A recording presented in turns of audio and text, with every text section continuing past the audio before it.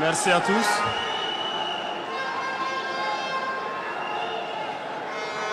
Bonjour, camarades combattants pour la liberté, pour la souveraineté et l'indépendance réelle, bonjour.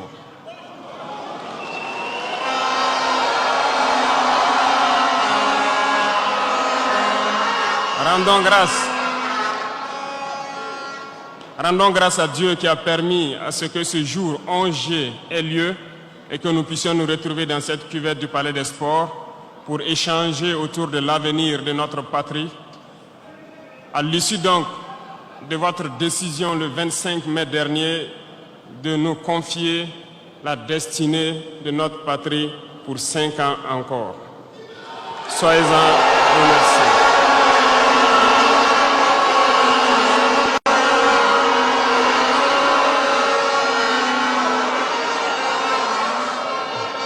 Nous ne voyons pas cela comme un mandat, mais nous avons compris cela comme un message qui nous a été passé. Et le message a été très bien reçu et nous ferons tout pour toujours mériter votre confiance.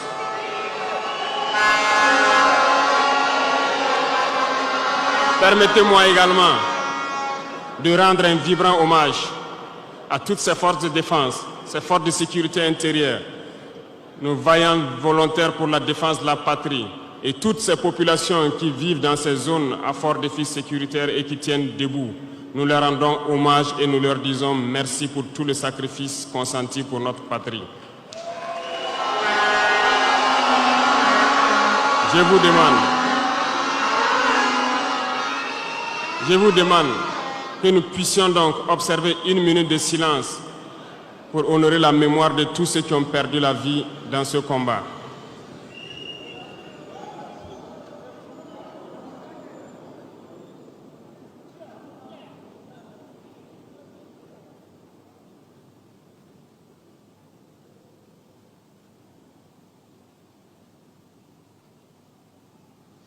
Je vous remercie.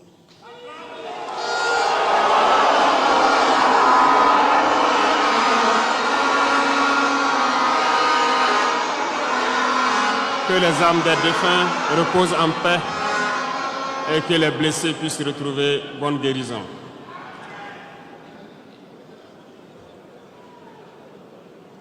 Camarades, l'émotion est grande, certes, mais permettez-moi que j'articule mes propos en 3 phases. La première phase va concerner l'étape à partir de laquelle je vais vous expliquer comment est-ce que nous voyons ce monde. La deuxième phase, nous allons nous consacrer à vous expliquer pourquoi nous devons continuer à nous battre. Et après, l'étape la plus importante, ça sera de vous décliner de façon sommaire la vision pour l'avenir, si je peux m'exprimer ainsi.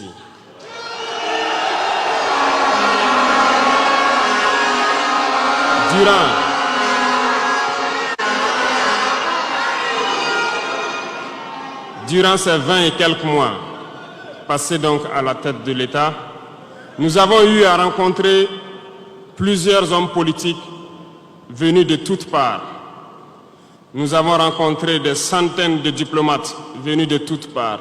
Nous avons rencontré des hommes d'affaires venus d'un peu partout du monde. Nous avons été ouverts à tous ces échanges, à toutes ces discussions pour pouvoir apprendre du monde, pour pouvoir comprendre le monde. Et aujourd'hui, je pense que l'occasion est très belle pour que je puisse vous expliquer quelles conclusions nous avons tirées de tous ces rendez-vous que nous avons eus avec des hommes politiques venus de tous les continents, des diplomates venus de tous les continents. C'est très important.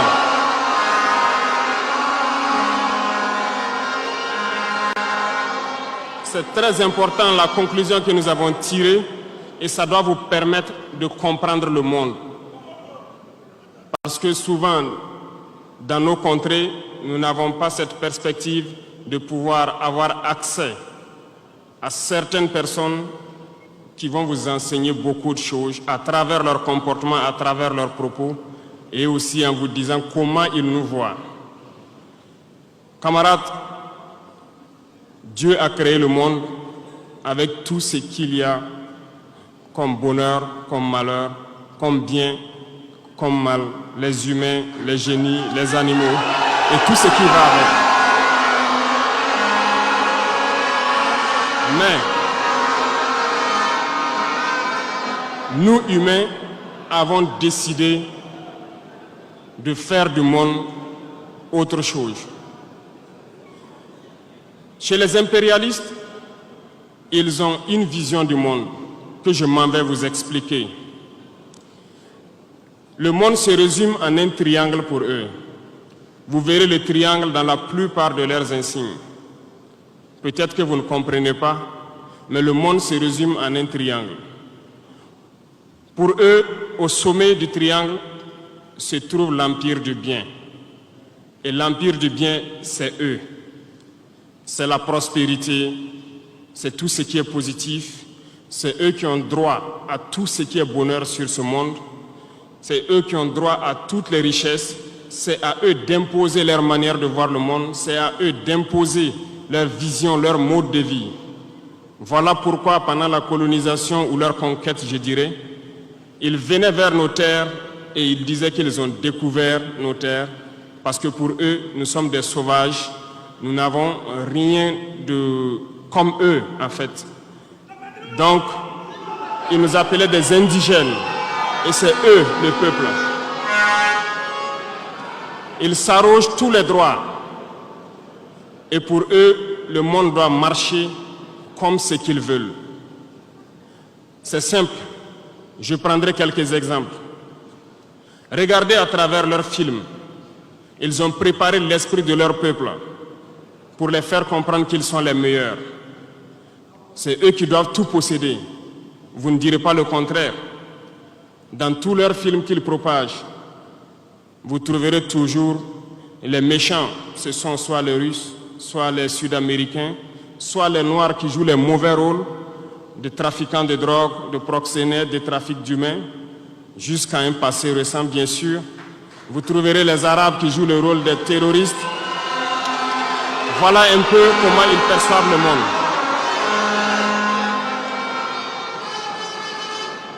Quand je prends sur le volet économique, qui parmi nous n'a pas traité les produits chinois de produits Shintok, comme on aimait l'appeler, de mauvais produits? Mais aujourd'hui, j'ai pu vous dire qu'on a tout tort. Parce que la Chine est à un niveau de technologie assez avancé. Et c'est en Chine que la plupart de ces pays viennent s'approvisionner, mettre leur marque dessus et nous revendent comme étant leur propriété. Regardez autour de vous. Nos entrepreneurs qui sont dans le BTP ne diront pas le contraire. Tous leurs engins aujourd'hui sont chinois. Ceux qui font le transport ne diront pas le contraire. Ils nous ont menti parce que nous avons fait le tour du monde un peu dans ces 20 mois pour chercher des entreprises, pour chercher des usines. Et nous avons compris que tout revenait là-bas. Mais par leur communication, ils nous ont amenés à détester tous les produits chinois, à vouloir nous faire comprendre que ce qui est bon venait de chez eux, pas forcément d'ailleurs. C'est simple. Remonter le temps. Pour mieux comprendre ce que je dirais, il faut remonter un peu le temps. Et j'espère que certains iront lire.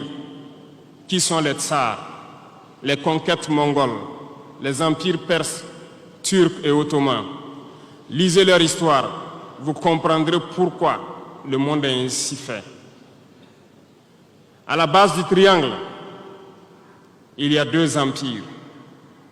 D'un côté, l'empire du mal, selon eux, et l'empire des esclaves de l'autre côté. Voilà comment ils voient le monde. Qui est-ce qu'ils appellent l'empire du mal?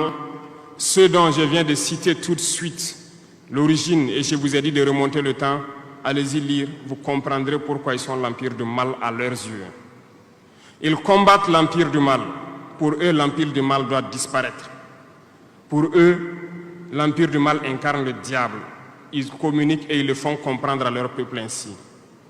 Voilà pourquoi après la Seconde Guerre mondiale, dans les années 80, je prendrai le cas de la Russie où tous les stratagèmes ont été mis en œuvre pour l'effondrer avec le président Gorbatchev. Aux États-Unis, c'est le président Ronald Reagan qui était à la manœuvre. 3 stratagèmes principaux ont retenu notre attention. Ils sont allés donc au niveau de l'Arabie Saoudite les demander de baisser le prix du pétrole de 35 $ à 7 $ pour faire écrouler l'économie russe. Parallèlement à cela, le deuxième stratagème, n'oubliez pas quelque chose, ces mêmes personnes qui viennent de quitter l'Afghanistan, soit disant qu'ils combattaient les talibans ont été reçus par le président Ronald Reagan à la Maison Blanche. Ils ont été armés par la CIA. Les fameux missiles Stinger, Sol-Air, ont été livrés aux talibans pour combattre les Russes. Et plus tard, ils viennent supposer les combattre. Allez-y comprendre. Le troisième stratagème, c'était un bluff. Le projet IDS, Star Wars. Lisez, vous comprendrez pourquoi ils ont amené le président Gorbatchev à créer le projet Paulus qui a enfoncé la Russie. Une fois que la Russie s'est effondrée, ceux qui se prétendent être de l'empire du bien ont commencé à juguler, jusqu'à ce que vienne cette équipe avec Vladimir Poutine pour essayer de remonter la Russie en surface.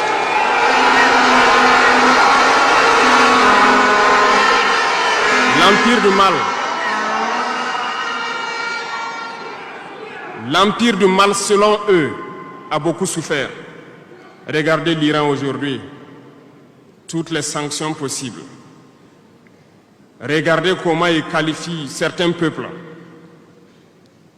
Par la communication, ils peuvent arriver à vous amener à faire détester un peuple ou à aimer un peuple. Ils sont très forts dans la communication et ils passent par tous les canaux possibles. Regardez les guerres qui sévissent. Ils ont tout inventé pour leur propre intérêt. Et enfin, l'empire des esclaves, selon eux, c'est l'Afrique et certains peuples d'Amérique du Sud. Dans leur tête, comme je le disais dernièrement, l'Afrique les appartient, nos terres les appartiennent, les richesses de l'Afrique sont pour eux. Et ils ne peuvent pas concevoir que des Africains puissent s'émanciper, sortir la tête de l'eau et vouloir donc les tenir tête. Et pour cela, ils se sont mis un cliché en tête. L'Africain est facile à manipuler, il n'est qu'émotion. Ils trouveront toujours un Africain pour lutter contre son frère. Et ça a toujours été comme ça. Par la communication, ils vous ont amené à détester votre propre couleur de peau.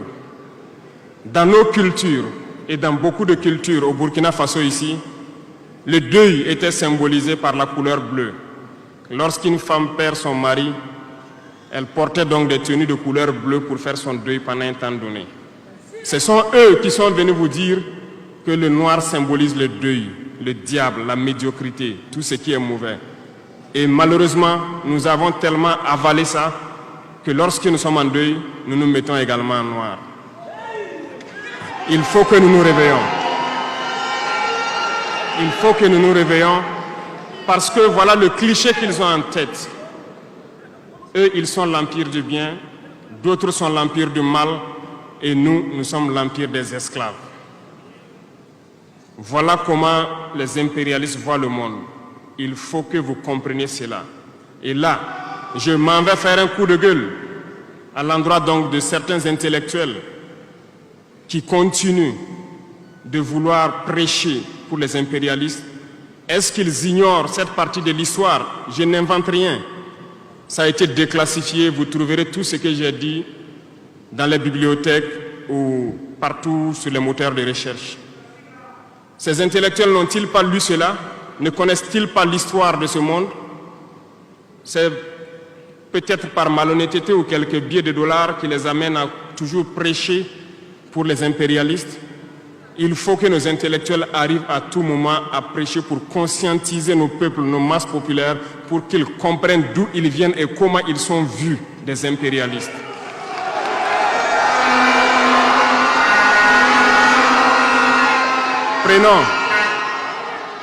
Prenons l'histoire de quelques guerres.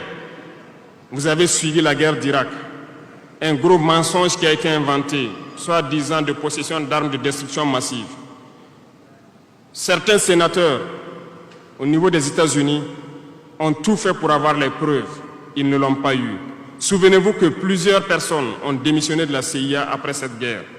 Des preuves ont été inventées de toutes parts. Des services secrets occidentaux les ont aidés à fabriquer des preuves. Et on se souvient que le même Niger a été accusé en son temps en montant une fausse convention, un faux contrat de vente d'uranium à l'Irak. C'est le même processus qu'ils ont voulu amener la dernière fois pour soi-disant que le Niger vend de l'uranium clandestinement à l'Iran. C'est déjà vu. Ils ont prétexté cela, ils n'ont pas eu de preuves. Même les Nations Unies ont trouvé finalement qu'il n'y avait pas de preuves tangibles de présence d'armes de destruction massive. Mais ils avaient leur objectif, il fallait détruire l'Irak. Ils ont détruit l'Irak. Ils ont créé l'État islamique. Tout comme ils ont créé les talibans dans les années 80. Les armer, les équiper. Et après, ils prétendent venir les combattre. Comprenez le jeu. Ça n'a que trop duré. Il faut qu'on se réveille et qu'on comprenne tout ça et que nous prenions conscience de notre situation et nous battre pour notre avenir.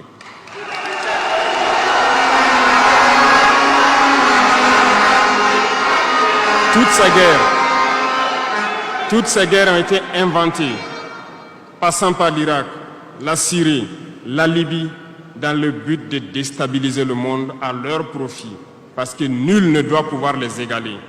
C'est ce que nous vivons aujourd'hui dans le Sahel aussi à travers le terrorisme qu'ils nous ont imposé, parce qu'ils trouveront toujours des Noirs qui vont s'exciter et qui vont prendre les armes contre leurs frères noirs. C'est ce que nous vivons. Et ils n'ont jamais quitté ce modèle. Malheureusement, beaucoup de gens leur donnent raison.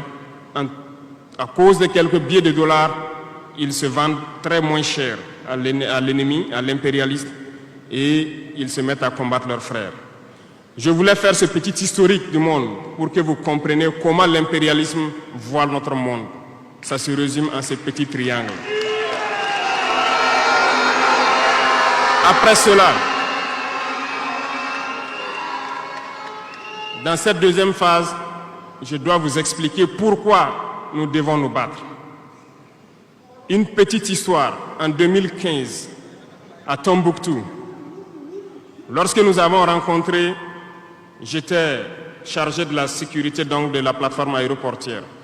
Dans les patrouilles, nous avons rencontré des individus qui rôdaient autour. Un de ces individus était manchot. Je lui ai fait comprendre que c'était dangereux de rôder autour de la base parce qu'ils peuvent se faire tuer. Il m'a dit qu'il voulait se faire tuer, il voulait mourir. Et j'ai cherché à comprendre leur histoire.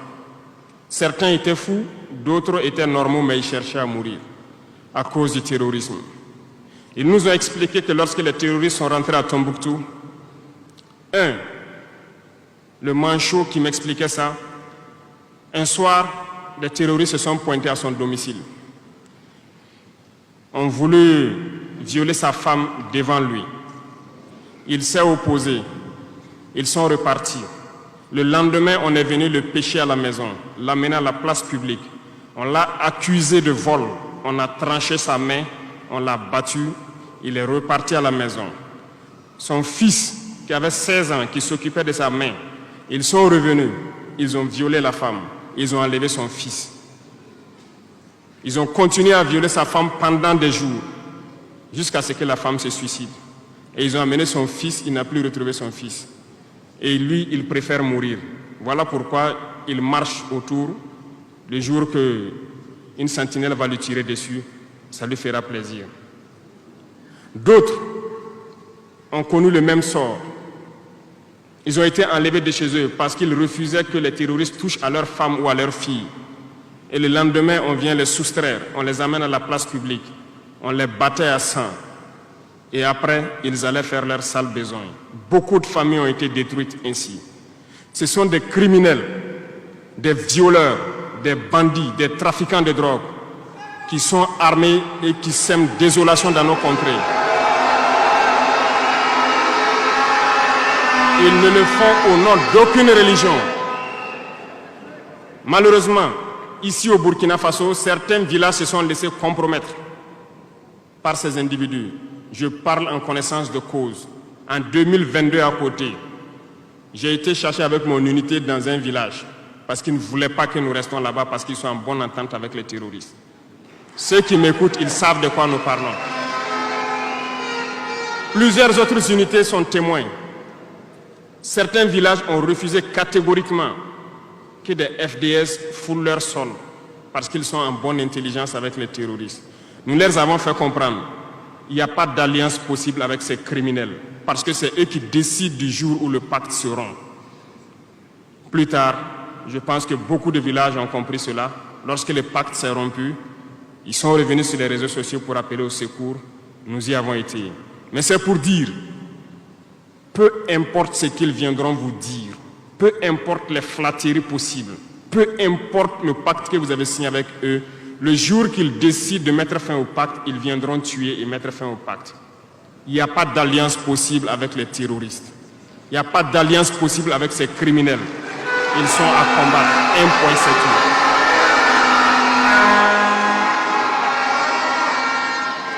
Aujourd'hui, nous constatons un phénomène, malheureusement, dans nos villes ici. Certaines personnes se plaisent à passer de cour en cour, à faire comprendre aux épouses de certains FDS et certains VDP, aux familles de certaines personnes tombées pour la patrie, que eux, ils avaient une solution pacifique avec les terroristes. C'est nous qui avons voulu faire la guerre et voilà pourquoi tout ça se passe. Comment est-ce que des êtres humains, voyant tout ce qui se passe, comprenant le monde, peuvent avoir de tels propos? Ne vous détrompez pas. Soit nous les combattons ou ils nous combattent. C'est tout.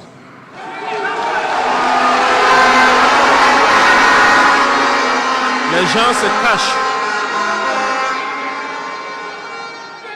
Ces gens se cachent soi-disant derrière un semblant de dialogue ou de négociation. Encore, ils vont vous ramener à traîner dans la boue. C'est ça l'objectif de l'impérialisme, que le fléau dure, que ça dure dans le temps, que vos États ne soient pas structurés et qu'on continue de profiter de vos richesses. Plus ça dure, plus ça les arrange. Et malheureusement, ces individus qui passent de cour en cour font le jeu des impérialistes. S'ils m'entendent, qu'ils arrêtent maintenant, parce qu'ils iront combattre eux-mêmes.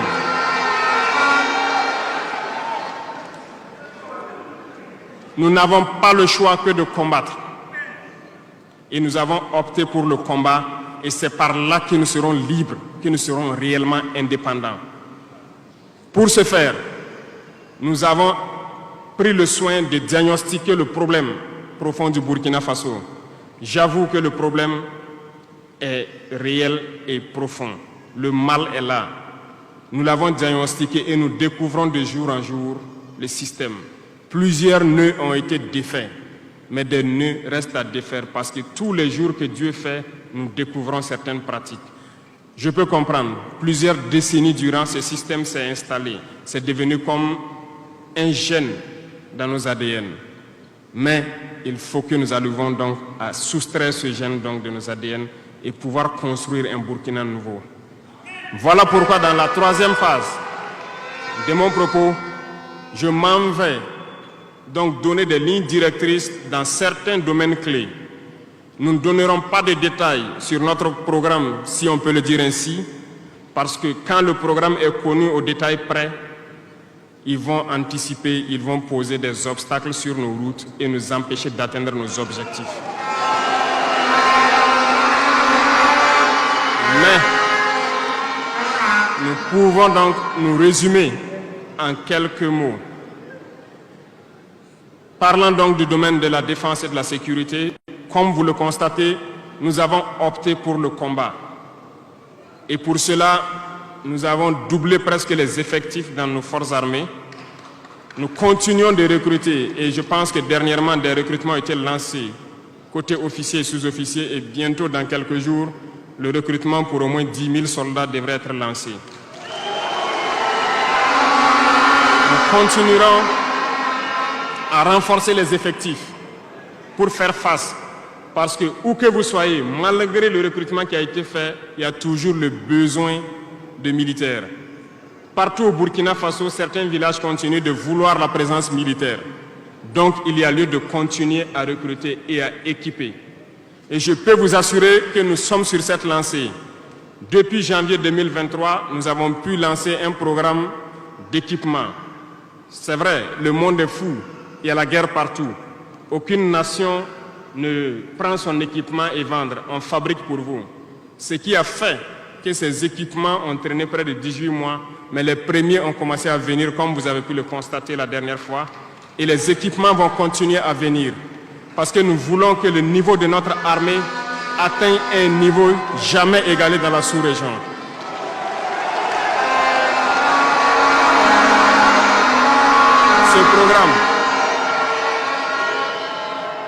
Ce programme d'équipement va se poursuivre. Et c'est vous, les acteurs de ce programme. Parce que depuis que nous nous battons, j'ai pu vous dire, ces soi-disant amis du Burkina qui étaient là depuis longtemps, qui sucent nos richesses, même une seule cartouche de Kalachnikov, nous n'avons reçu de personne pour faire notre combat. C'est vous qui payez. Et nous continuerons à faire corps avec notre peuple pour pouvoir mener cette lutte. Nous avons des partenaires qui ont accepté de nous vendre des équipements et qui ont même proposé de pouvoir nous livrer des équipements stratégiques et que nous puissions payer dans le temps. Nous leur en remercions pour ce geste.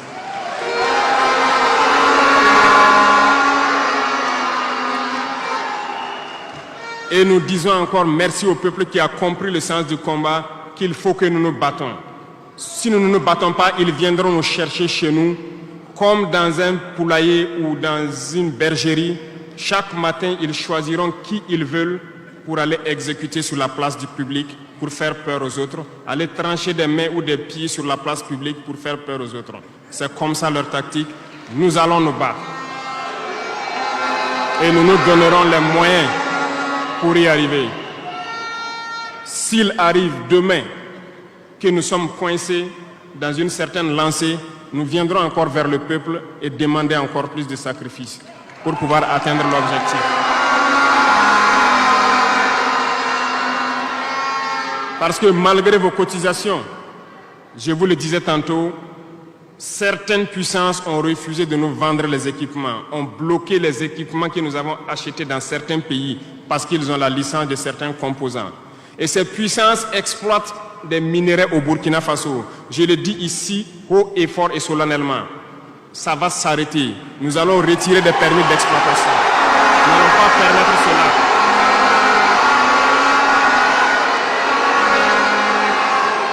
Vous ne pouvez pas exploiter nos ressources et refuser de nous vendre des équipements, faire bloquer nos équipements. Nous n'allons pas accepter. Qu'ils s'attendent, nous allons récupérer nos permis d'exploitation et nous allons l'exploiter nous-mêmes.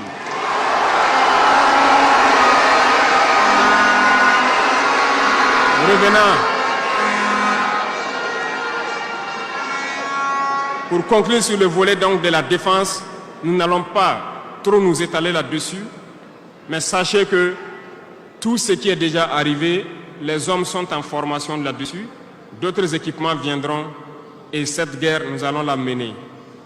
Beaucoup de stratégies ont été déjà écrites et nous les adaptons au fur et à mesure du comportement de l'ennemi. Et nous allons vaincre très prochainement ce terrorisme ici au Burkina et même dans l'AES.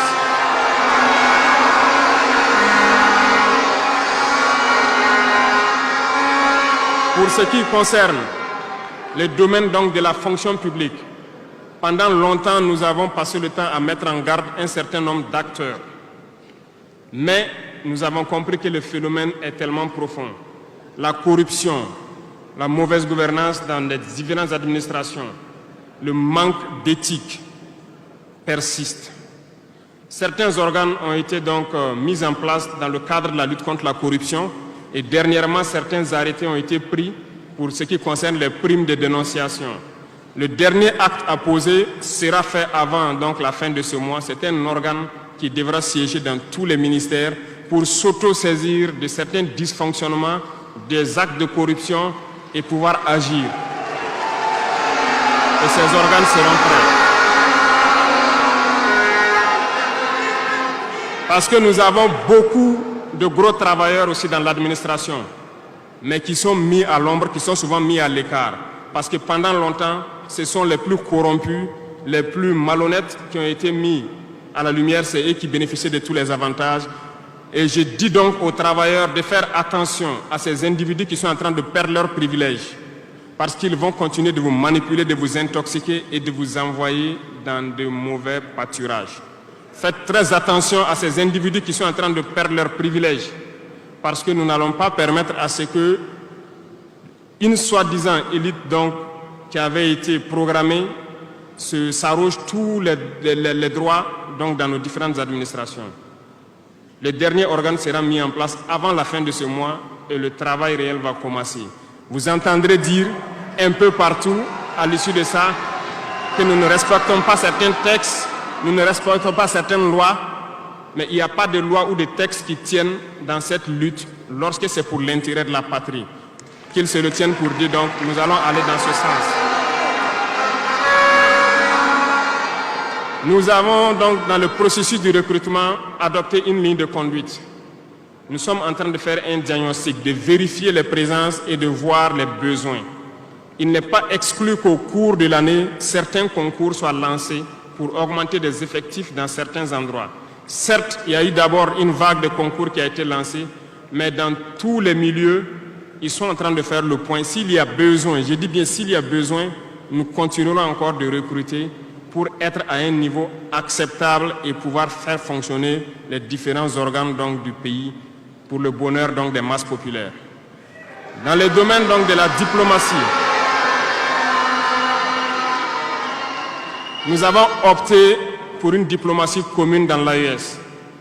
Toutes les décisions vis-à-vis donc, des partenaires, que ce soit africains ou à l'étranger, seront prises à l'unanimité au sein de l'AES. Mais nous avons aussi opté pour une diplomatie de vérité. Nous ne comptons pas nous mettre dans certaines logiques de mentir ou de couvrir la réalité, soit disant que c'est la diplomatie. C'est faux. Ce n'est pas là la diplomatie. Je puis vous dire que ce que vous voyez en superstructure, lorsque les gens viennent en audience et sortent pour parler au micro, ce n'est qu'une partie visible de l'iceberg. Ce qui s'est passé à l'intérieur dans les huis clos, ça n'a rien à voir avec la diplomatie. Et nous sommes donc inscrits dans cette logique de dire clairement les choses au peuple. Certains vont nous critiquer, d'autres même iront à dire que non, un chef d'État ne doit pas parler comme ça, un chef d'État ne doit pas faire ça. Mais nous leur disons que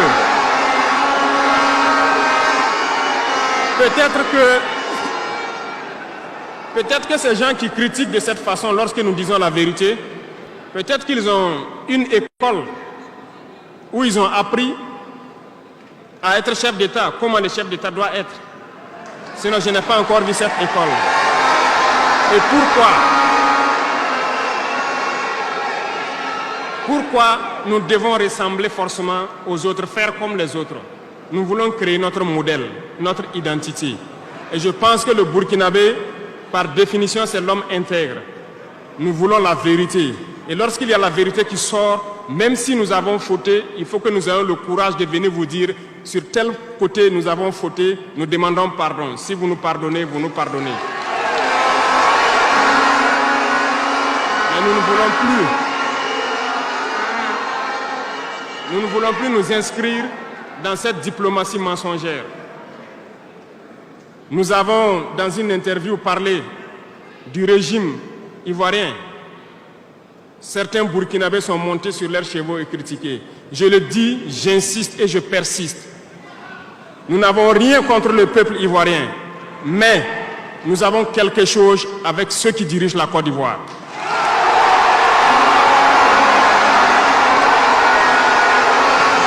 Nous le disons et nous le répétons encore.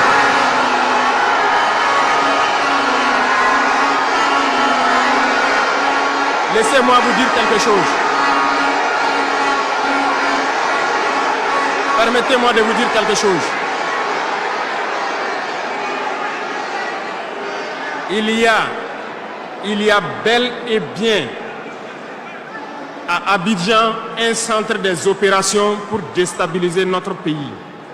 Personne ne peut le nier et nous vous ferons les preuves dans les jours suivants. Nous vous montrerons des preuves physiques.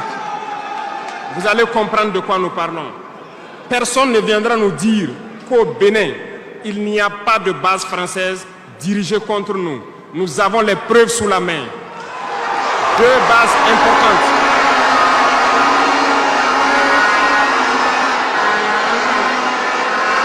Nul ne peut le contester. Et je les mets au défi. Et nous n'avons rien contre le peuple béninois. Là, nous avons un problème avec la politique des dirigeants béninois. Et nous le disons haut et fort encore. Dans cette diplomatie, nous avons décidé de dire la vérité. Il y a bel et bien 2 bases. Une vers Kandi et l'autre en allant vers Porga ou je ne sais pas quelle localité. Des pistes ont été réaménagées à plus de 3000 mètres de long. Des avions atterrissent. Les gens équipent et forment les terroristes là-bas. Nous avons des enregistrements audio d'agents français au Bénin là-bas qui se jouent le centre des opérations des terroristes. Ils montent les opérations avec eux. Ils les aident à se soigner. Ils font tout ce qu'il y a là-bas. Nous avons tous les détails sur eux. Et vous ne voulez pas qu'on le dise à notre peuple? On va le dire. Si vous ne le voulez pas,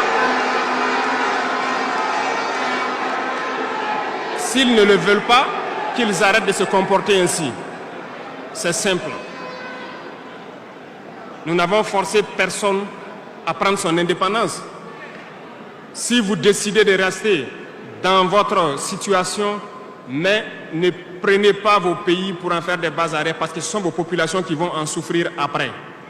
Et ce n'est pas une bonne politique. Nous le disons par expérience, et je le répète toujours, le Burkina a été une base arrière pour déstabiliser certains pays. Et ce n'est pas bien.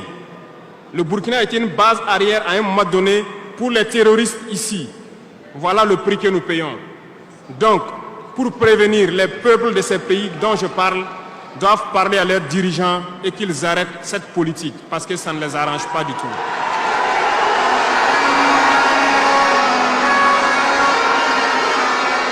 Pour venir,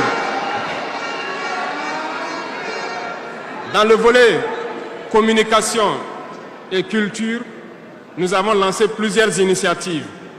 Au cours de l'année 2024, vous avez pu célébrer avec nous donc, le mois donc, de consommation locale.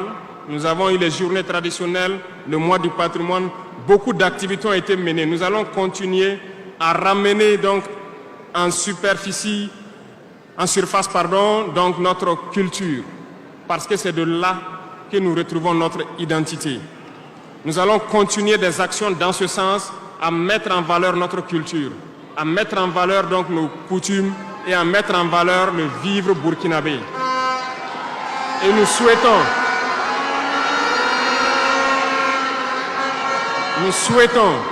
que chacun soit acteur de l'émergence du Burkina Faso à travers sa manière de communiquer. Parce que tout se trouve dans la communication aussi. Vous avez suivi dernièrement la guerre communicationnelle qui a été dressée contre nous et ça continue, ça ne va pas s'arrêter. Et je souhaite que tous ceux qui sont dans la communication puissent être professionnels. Lorsque nous voulons poser un acte communicationnel, qu'on se pose la question, est-ce que c'est pour la patrie ou contre la patrie, avant de poser l'acte. Peu importe. Vous pouvez ne pas nous aimer, moi, ma personne. Vous pouvez ne pas m'aimer. mais vous devez aimer votre pays. En me faisant du mal, il ne faudrait pas confondre le pays. Et donc, la politique dans le domaine de la communication va devoir aller dans ce sens-là. Et nous serons obligés donc de recadrer la communication sur tous les aspects. Et c'est cette ligne de conduite qui sera donc adoptée. Nous n'allons pas permettre à ce que des Burkinabés communiquent contre le Burkina Faso. Nous allons toujours nous inscrire dans l'éveil des consciences. Nous devons pouvoir sensibiliser les masses populaires pour que les gens comprennent pourquoi nous devons nous battre sur tous les volets. Revenant au domaine donc de l'agriculture, comme vous pouvez le constater, nous avons lancé des initiatives depuis 2023 et cette année, l'offensive a été lancée. Ça se passe plus ou moins bien. J'aimerais donc que les gens comprennent que nous avons décidé d'accorder une grande part de notre budget et de notre temps aussi au monde agricole. Parce que plus de 90% de notre population est paysanne. Mais pendant des décennies, ils n'ont jamais senti l'intéressement donc à leur public. Et c'est pourquoi nous avons décidé d'entreprendre un certain nombre d'initiatives, d'actes que nous posons. Nous aimerions pouvoir labourer tous les champs de tous les paysans du Burkina Faso, les donner les semences qu'il faut et les permettre de pouvoir avoir les intrants nécessaires à coût subventionné pour pouvoir nous aider dans la lutte contre l'insécurité alimentaire. Parce que l'autosuffisance alimentaire est un droit. C'est dans ce même sens que nous avons créé dernièrement l'ONBAR, l'Office national d'aménagement des barrages hydro-agricoles. Nous allons l'équiper parce que tous êtes témoins dans vos différentes régions que nous avons beaucoup retenu d'eau, beaucoup de barrages, mais qui sont ensablés, qui sont bouchés. Et nous avons la possibilité de faire d'autres barrages.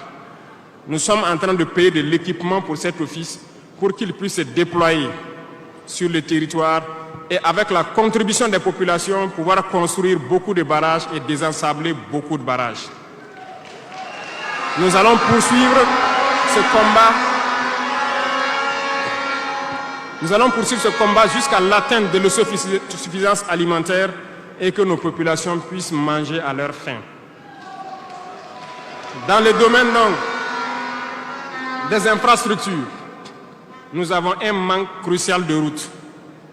Et en faisant l'analyse, nous avons trouvé pour certaines routes des études très vieilles. Et pour d'autres, il n'y a pas d'études. Nous ne pouvons pas construire une route sans avoir des études. Les études sont préalables. Voilà pourquoi dans ce secteur, nous avons ordonné au ministère de faire beaucoup d'études sur beaucoup de tronçons. Ce qui nous permettra donc à l'avenir de pouvoir lancer des travaux et bien faire ces travaux pour que ce soit durable sur beaucoup de tronçons. Pour cela, nous avons remarqué que les frais pour bitumer 1 km de tronçon, nous sommes autour de 500 millions de francs. Donc pour 100 km avec les ouvrages d'assainissement, nous n'avons pas moins de 60 milliards pour faire 100 km de route bitumée. C'est très cher et très coûteux. La technique a été de créer donc des brigades d'intervention, donc des infrastructures. Nous sommes en train donc de vouloir équiper plusieurs brigades avec de l'équipement pour faire le minimum et permettre donc aux entreprises aussi du BTP de vivre et de faire une partie. Nous allons partager donc la poire en deux pour pouvoir baisser les dépenses et pouvoir faire le maximum de routes possibles dans un laps de temps.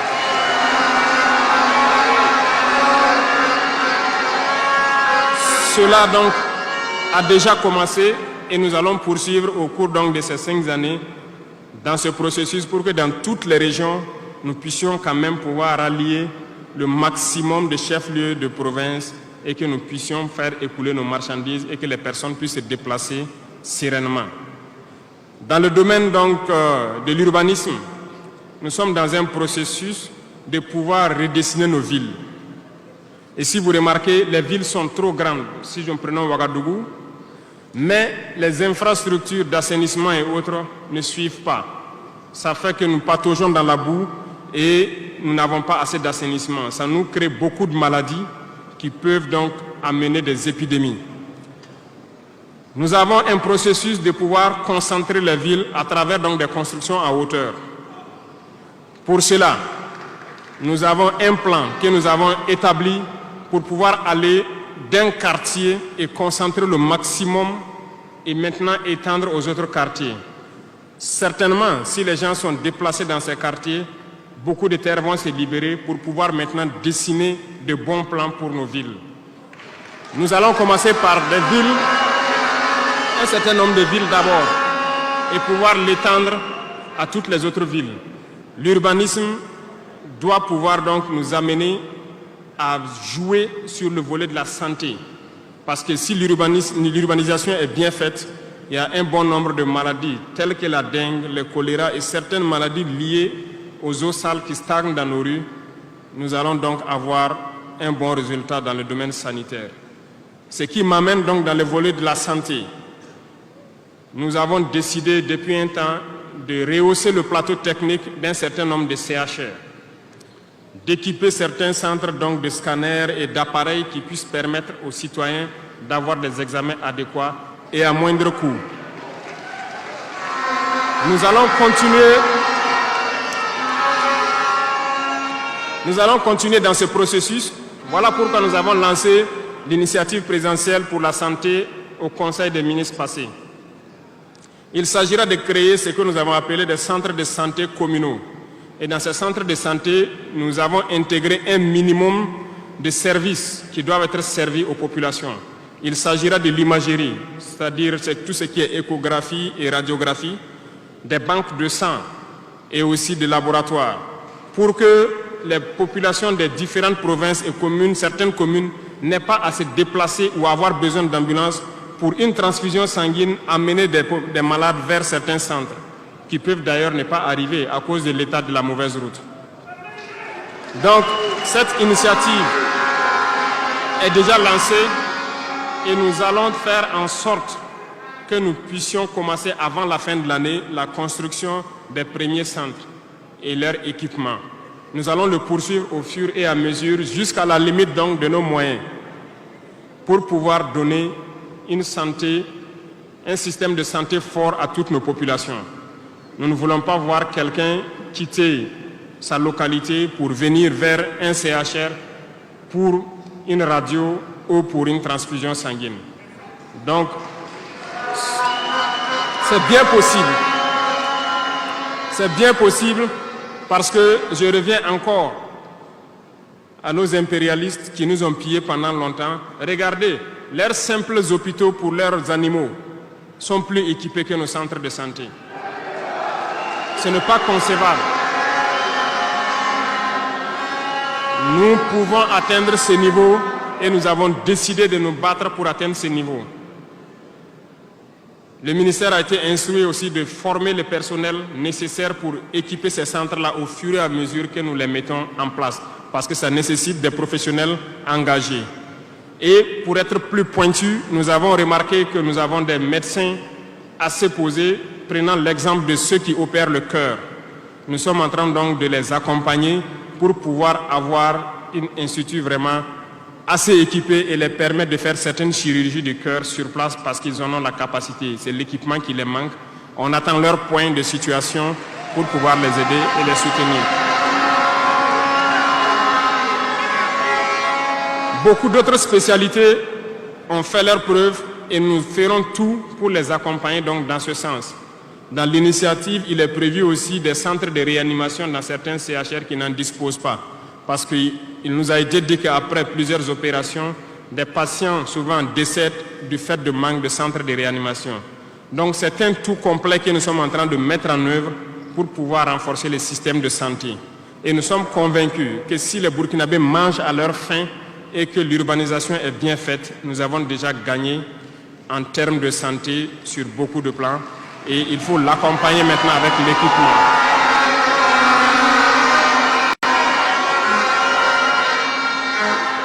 Dans le domaine de l'éducation, nous avons fait le diagnostic et comme vous le savez, nos camarades étudiants sont là, ils ne diront pas le contraire. Comment quitter ces chevauchements d'années, comment refaire le système? Eh bien, nous avons abouti à une conclusion. nous avons lancé l'initiative aussi pour l'éducation de qualité. Ça va intégrer tous les volets, de la maternelle jusqu'à l'université. Les premiers bâtiments devront donc pousser aussi avant la fin de l'année.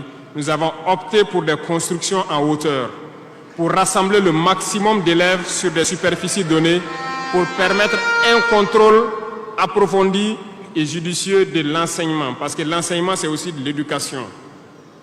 Et au finish, nous devrons avoir des complexes dans la plupart de nos communes, qui vont de la maternelle jusqu'au secondaire, et les centres universitaires doivent voir leur capacité augmenter aussi. Quand nous prenons aujourd'hui nos salles de classe à 3 classes qui sont construites un peu partout, la saison des pluies a commencé, les intempéries encore sont venues nous montrer que ce n'est pas la bonne option. Voilà pourquoi nous ne voulons plus faire ces centres isolés avec des petites maisons de 3 salles et nous allons passer à des constructions à hauteur pour avoir le maximum d'élèves dans un espace donné et l'encadrement conséquent pour une éducation de qualité. Beaucoup d'autres choses seront initiées dès le primaire. Nous allons revenir à certains fondamentaux de discipline et d'instaurer donc un certain nombre de valeurs à inculquer aux plus jeunes depuis le primaire pour qu'ils soient de bons citoyens de demain. Une partie. Il y aurait donc un début de formation militaire, si je peux le dire comme ça, civique et patriotique au tout petit pour pouvoir continuer dans les lycées. Et le programme national donc au niveau du SND est en train de muter. Le texte était venu en conseil, nous l'avons renvoyé avec des amendements pour que les travailleurs qui sont en activité actuellement puissent aussi passer dans ce centre pour avoir une formation militaire. Et ça va s'organiser à tour de rôle sur des périodes bien précises. Tout est une question de discipline, parce que par excellence, la formation militaire doit pouvoir discipliner les gens. Donc nous allons inculquer un certain nombre de valeurs au niveau donc de notre éducation. Revenant donc au centre universitaire, avant aussi la fin de l'année, nous allons commencer la construction d'un certain nombre d'amphithéâtres. Et plus tard, lorsque les moyens le permettront, nous partirons sur le volet donc de la restauration et aussi des cités au niveau donc des différents centres universitaires. Mais nous commencerons par les amphithéâtres pour les permettre d'avoir donc où travailler pour que le décalage qu'il y a en termes donc d'années qui se superposent puisse se réduire considérablement. Nous avons fait une régulation budgétaire qui doit donc passer à l'Assemblée ce mois-là pour pouvoir donc initier toutes ces opérations. Qu'est-ce que cela veut dire? Nous avons diminué les dépenses de fonctionnement de l'administration pour pouvoir injecter ailleurs, notamment dans l'éducation et dans la santé. Ce programme donc, est prêt, il a été lancé et dans les jours à venir, vous serez témoins de l'évolution donc, de tout ce que nous sommes en train de vous dire. Et nous poursuivrons ce schéma tout au long donc, de ces 60 mois qui nous a été consacré. Revenant donc au domaine donc, des mines, je le disais tantôt, nous avons adopté une nouvelle politique. Le Burkina regorge de beaucoup de sortes de minéraux, mais il y a quand même un minéral pour lequel il n'y a plus de secret pour les Burkinabés. Et je m'en vais là saluer donc nos vaillants orpailleurs, très courageux, qui arrivent à rentrer dans les profondeurs de nos terres pour sortir ce minéral-là. Nous nous sommes dit, pourquoi continuer à laisser des multinationales étrangères venir puiser notre or pendant que nous savons l'exploiter nous-mêmes? Voilà pourquoi nous avons ordonné au ministère de réorganiser les orpailleurs. Et le gouvernement va prendre en compte l'exploitation de l'or. Plusieurs permis, comme je le disais, seront retirés de certaines personnes et nous allons l'exploiter nous-mêmes. Nous allons nous équiper.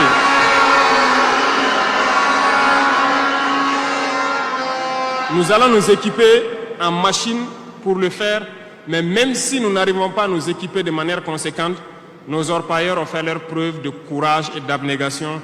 Nous allons creuser nous-mêmes notre or et ça sera pour nous au Burkina ici.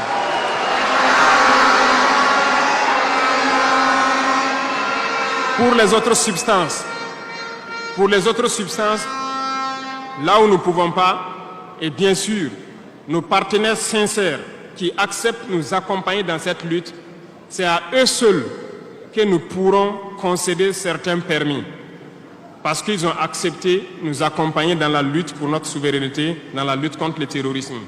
Et nous avons édicté un nouveau code donc, minier qui est actuellement à l'Assemblée et j'espère qu'il sera voté donc, dans la semaine prochaine pour imposer un nouveau modèle aux différentes entreprises qui vont venir pour exploiter l'or ici, pour que le maximum de profit soit pour l'État. Et dans le volet donc, de l'énergie, comme vous l'avez constaté, nous avons de sérieux problèmes d'énergie. L'accroissement de la population n'a pas été suivi par une politique énergétique. Aujourd'hui, lorsque les pics de chaleur arrivent, il y a des délestages en permanence, beaucoup d'activités souffrent. Nous sommes en discussion avec des partenaires qui sont actuellement même au Burkina pour pouvoir construire dans l'urgence donc des centrales thermiques de très grande capacité. Et nous voulons donc voir avec eux comment on peut réduire les délais de construction. Les discussions portent actuellement sur la réduction des délais de construction et le modèle financier que nous allons mettre en place. Nous espérons aboutir à ça en attendant que notre processus, qui peut paraître long, des centrales nucléaires, puisse donc voir le jour.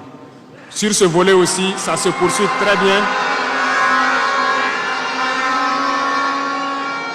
Sur ce volet, nous pouvons vous assurer que ça se poursuit très bien et nous sommes en train de vouloir mettre en place, sur place ici, une unité, si je peux dire, pour former des Burkinabés qui doivent prendre le relais, qui doivent suivre tout ce qui est processus de construction et prendre le relais, le transfert de compétences. Donc, ça va prendre vraiment un processus assez scientifique pour que nous puissions, à l'avenir, lorsque la centrale sera là, que dans un futur pas loin, ça soit la propriété exclusive des Burkinabés, que les ingénieurs burkinabés se l'approprient et pouvoir le mettre en œuvre, pouvoir l'entretenir.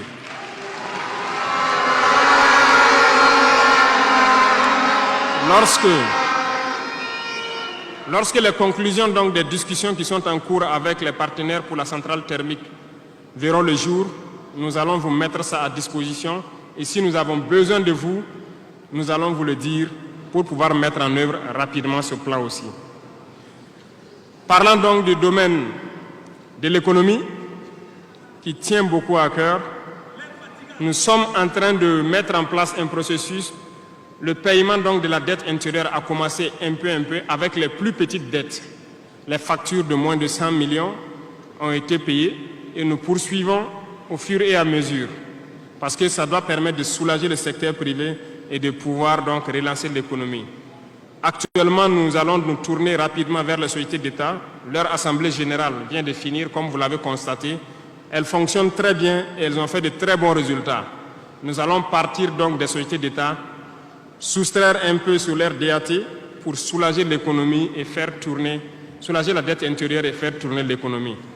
Donc dans les jours à venir, s'il plaît à Dieu, beaucoup d'entrepreneurs doivent être soulagés après donc, la signature de conventions avec les sociétés d'État. Mais nous sommes en train, donc dans le secteur minier, comme je vous l'ai dit, de prendre une certaine indépendance. Ça doit nous permettre donc de pouvoir avoir un bon nombre de ressources en matière de finances, mais aussi et surtout le volet de l'industrialisation qui doit venir combler ce volet économie-là. Parce que nous dépensons beaucoup à l'extérieur, nous sommes en train de mettre en place tous les processus pour que nos devises ne sortent pas. En attendant, au niveau de l'AES, comme vous l'avez constaté, nous avons décidé de mettre en place une banque d'investissement et aussi un fonds souverain. Ce processus, donc, les techniciens sont là-dessus. La réflexion est en cours et nous espérons, dans un futur proche, qu'ils nous présenteront quelque chose de conséquent. L'autre volet stratégique que je ne vais pas parler et dont vous savez, nous avançons sereinement, et au moment venu, ça va vous surprendre et restez à l'écoute. C'est tout ce que je peux dire.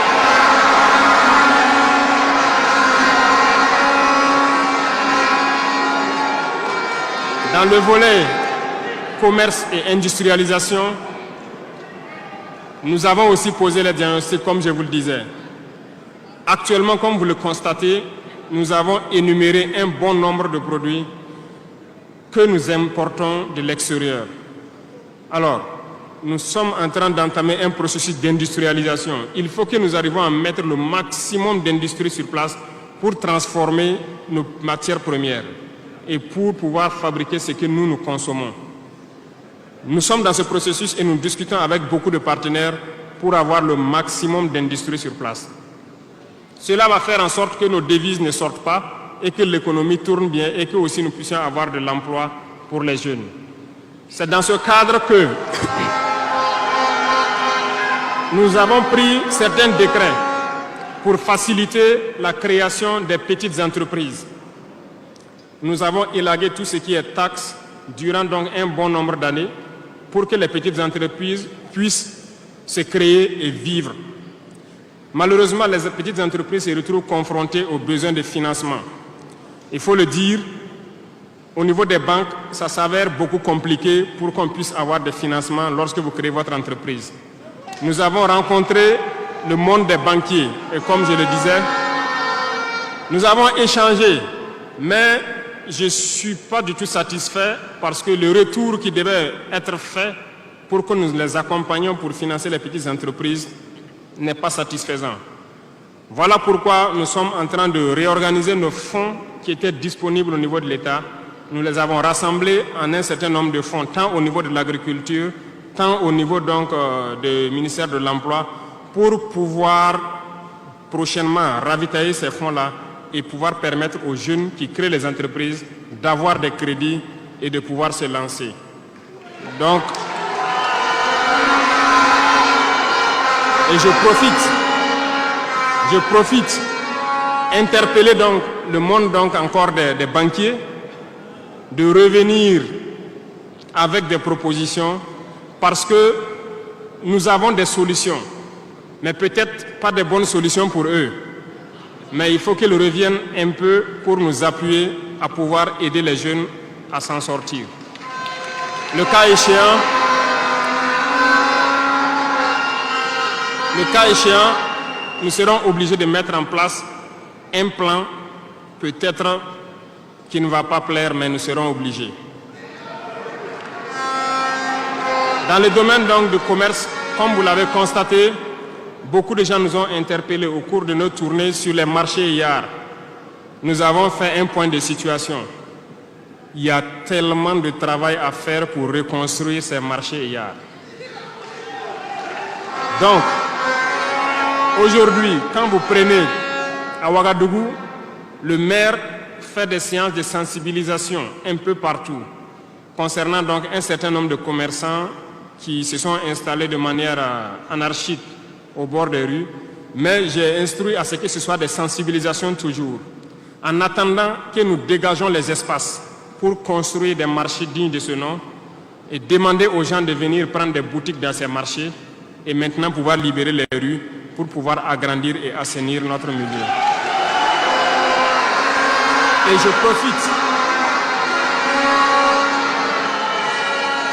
je profite donc vous demander, vous aussi, population des villes, de nous aider dans cette phase de sensibilisation en vous sensibilisant vous-même pour ne pas aller construire autour des poteaux de la Sonabel qui sont un danger pour vous-même, de ne pas aller construire sur les caniveaux d'évacuation d'eau. Et je compte sur vous pour qu'on puisse donc atteindre cet objectif-là.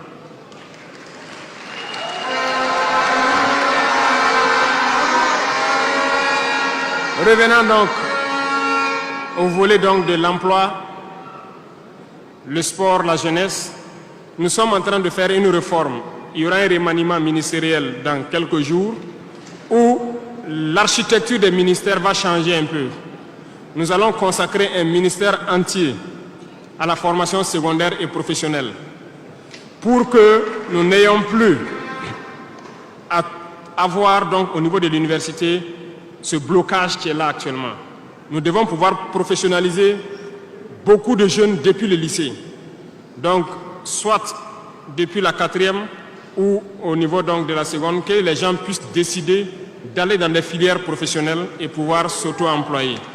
Donc, un ministère sera consacré uniquement à ça. Parce que le système éducatif, comme je l'ai dit, après diagnostic, vous êtes d'accord avec moi que nous formons très peu d'ingénieurs.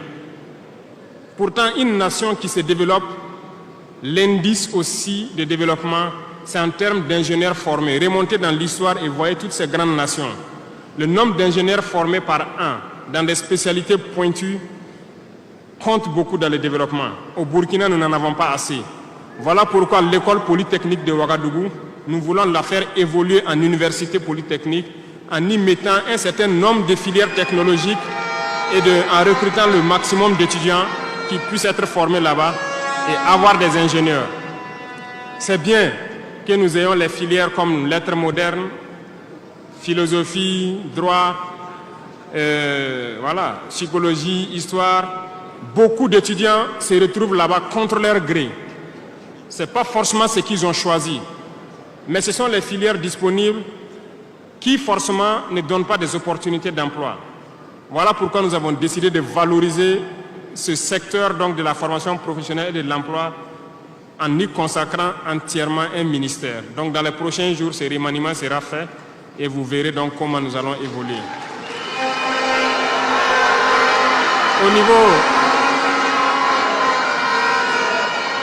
Au niveau du sport, la jeunesse et le sport, nous avons jugé nécessaire qu'il faut reprendre la main. Il faut reprendre la main pour recadrer.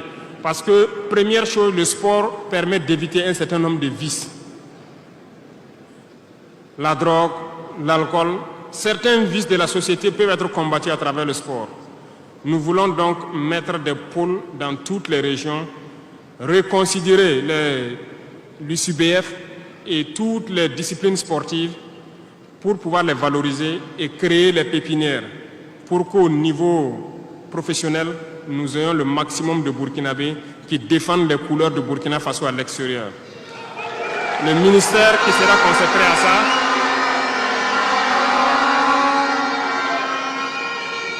donc, il y a beaucoup déjà de textes qui ont été écrits et nous allons mettre en œuvre cela dès les prochains jours après le remaniement pour créer nous-mêmes ces espaces-là. Cela va demander à ce que nous puissions pouvoir unir un certain nombre de forces pour y arriver. Et je compte sur vous, au niveau de chaque région, de chaque province, de pouvoir avoir donc cette discipline sportive-là et de s'encourager à faire le sport, à pouvoir permettre d'identifier les talents et de les faire émerger. Donc, certains volets de la gouvernance, tels que la transition digitale, nous n'allons pas nous évertuer là-dessus parce que c'est un processus un peu nouveau. Nous sommes dans la dématérialisation pour pouvoir lutter contre la corruption et aussi faciliter beaucoup de choses aux usagers. Le processus a déjà été lancé et vous voyez tous les jours les applications qui sont créées qui nous permettent donc de pouvoir faire faciliter un bon nombre d'activités au niveau des usagers. Même au niveau de la justice, vous avez pu voir que les casiers judiciaires et les certificats de nationalité aujourd'hui peuvent s'obtenir facilement en ligne. Donc nous allons continuer dans ce processus également.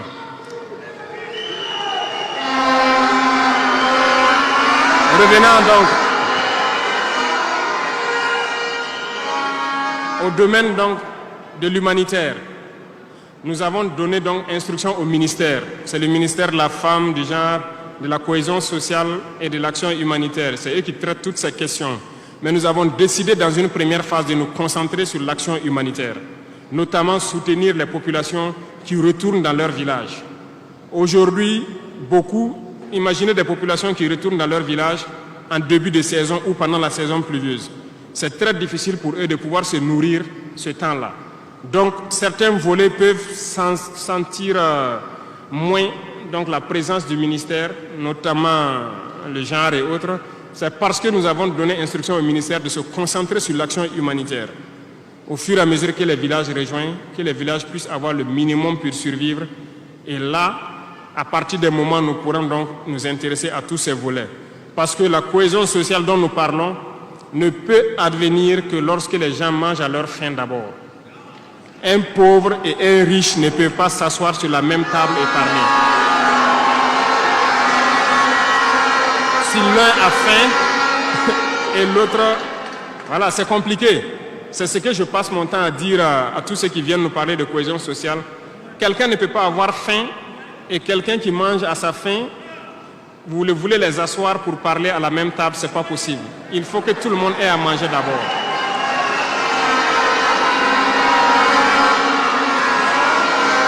Voilà pourquoi c'est dans la lutte qu'il y a la cohésion.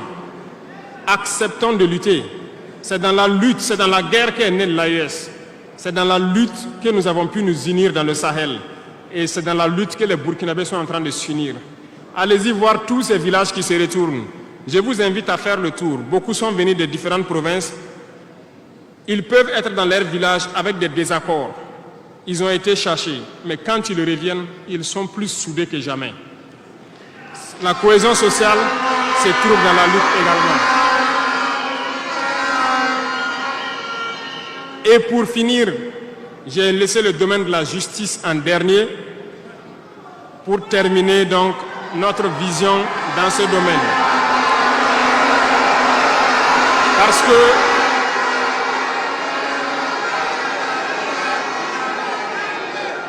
Parce que nous avons un sérieux problème dans ce volet.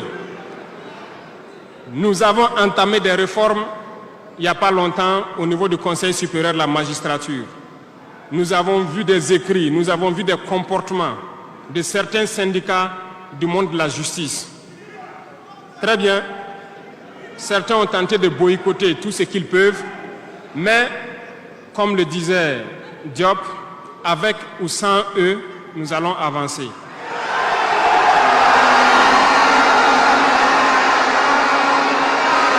Nous avons plaidé.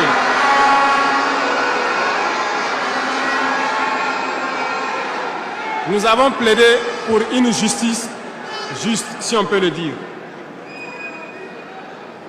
Nous avons sensibilisé beaucoup les gens, mais nous nous sommes rendus compte qu'il y a beaucoup de brebis galeuses dans leur rang, malheureusement. Nous ne pouvons pas comprendre que, malgré tout ce que nous disons, il y a une justice pour le pauvre et une justice pour les riches. Ça ne peut pas continuer. Lorsqu'on le dit, ils disent que nous ne devons pas parler de ça. Nous allons parler de ça et bien même. Parce que, remarquez jusqu'au jour d'aujourd'hui, lorsqu'un citoyen lambda qui ignore la loi d'ailleurs, même si on dit nul n'est censé ignorer la loi, un citoyen lambda a un problème en justice, on peut l'attraper, le mettre en prison sans jugement pendant longtemps d'abord. Mais lorsque un autre citoyen a un problème en justice, pour peu qu'il puisse mobiliser 1, 2, 3 avocats, son dossier est rapidement pris en compte, jugé rapidement, pendant que le pauvre, lui, il croupit d'abord en prison. On ne peut pas accepter ça.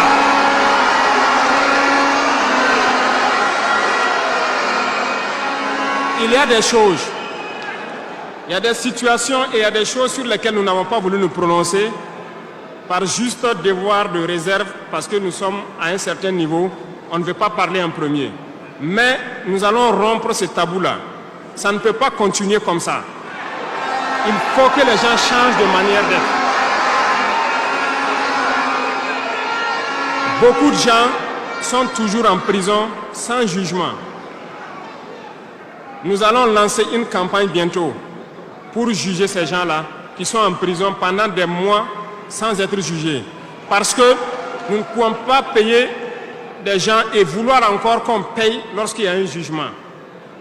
ces pratiques vont cesser. Ça fait partie du fonctionnement. Et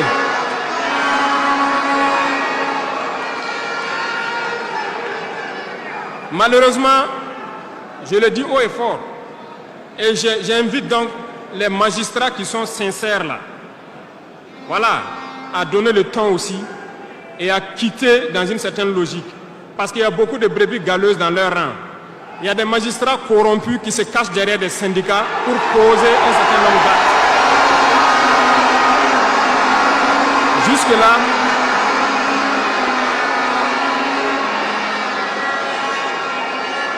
Jusque-là, nous sommes restés dans une certaine logique d'essayer de respecter certaines règles. Mais je veux qu'ils comprennent. Ce n'est pas parce qu'ils savent parler. Nous savons parler. Si quelqu'un continue dans cette logique, à chaque instant, nous serons devant le peuple pour les expliquer pourquoi nous avons violé telle décision de justice. Tant que ça ne va pas rencontrer l'assentiment du peuple. Parce que c'est le terme qui existe.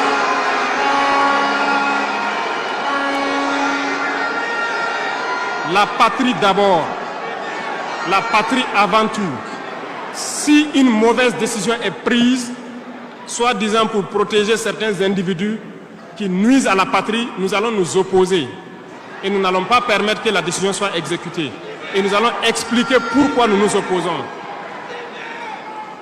Le Conseil supérieur de la magistrature a été modifié dans son architecture. Ils seront installés, si ça n'a pas déjà été fait, et ils vont commencer le travail. Tous ceux qui avaient les dossiers, des magistrats qui avaient été pris la main dans le sac, qui ont des dossiers, on va remettre tout à jour, ils seront jugés aussi, comme les autres.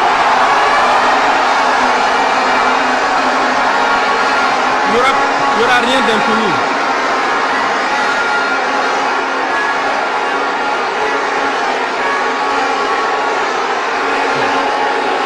Ils sont au courant.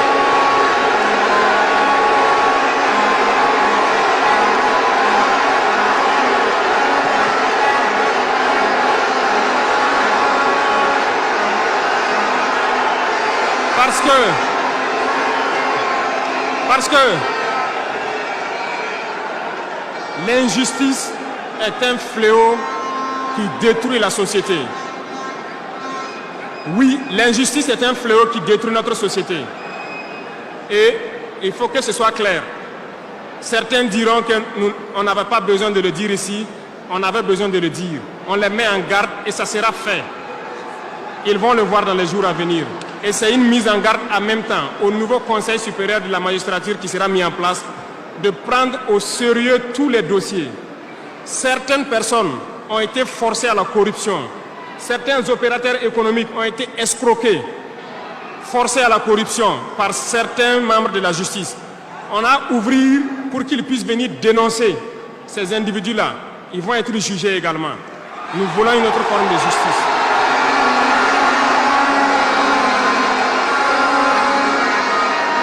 Nous ne le faisons pas pour nous-mêmes. Nous ne le faisons pas pour nous-mêmes, mais nous le faisons pour la masse. Parce que les deux catégories de citoyens, cette minorité qui se retrouve à être la minorité dirigeante et la majorité qui est la masse populaire paysanne qui croupit dans les villages, nous n'allons pas permettre à ce qu'il y ait cette distanciation en matière de justice. Donc, j'ai laissé la partie de la justice en dernière partie pour les dire que la bataille sera lancée. Et nous comptons sur les magistrats honnêtes pour faire le travail honnêtement et expédier de leur rang les corrompus, les vendus et les escrocs. Nous n'allons pas continuer à les embourgeoiser, à les enrichir. On va nettoyer. Et s'il faut que...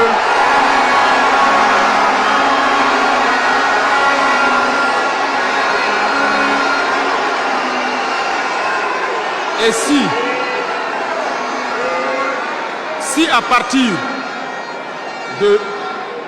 à partir de ces propos que je tiens aujourd'hui, certains décident de faire des mouvements d'humeur ou de ne pas travailler, ils sont libres. Nous prendrons les mesures qui sied. Mais le pays va avancer.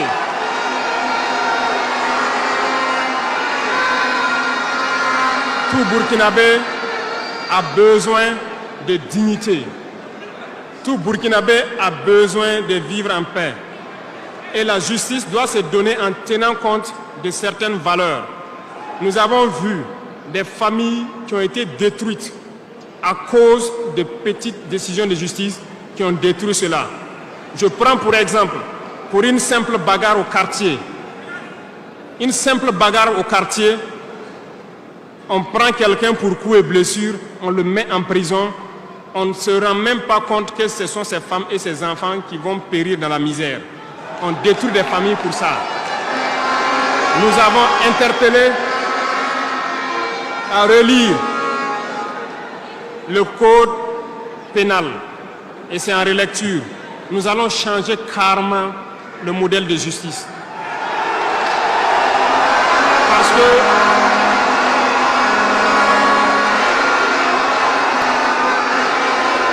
nous l'avons dit et nous le prêchons. Il y a plein de fautes. Il y a plein de fautes qui peuvent trouver un solutionnement sans être forcément la prison. Et je peux vous promettre que dans ces 5 ans, nous allons faire en sorte pour diminuer de manière drastique le nombre de prisons et augmenter le nombre de travailleurs dans nos plaines, parce que nous allons récupérer nos plaines.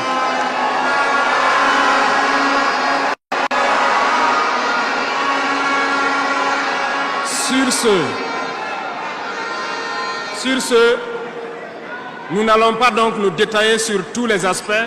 Nous allons nous arrêter là parce que vous avez beaucoup de questions sûrement à poser sur ce que nous venons de dire et nous allons vous apporter les réponses claires, simples et limpides. Merci beaucoup et je vous laisse la parole.